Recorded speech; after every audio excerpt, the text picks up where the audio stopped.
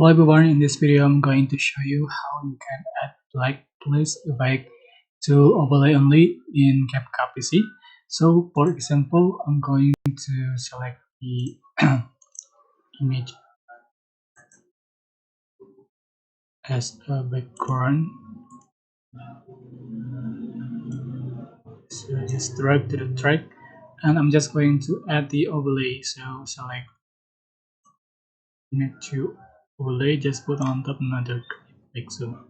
I'm going to remove from the background, select cutout and auto cutout. Alright,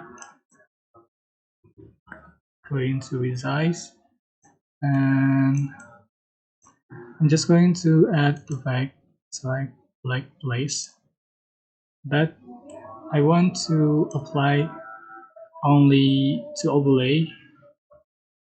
So you can see, just select the overlay and select effect and then right click, select create compound clip.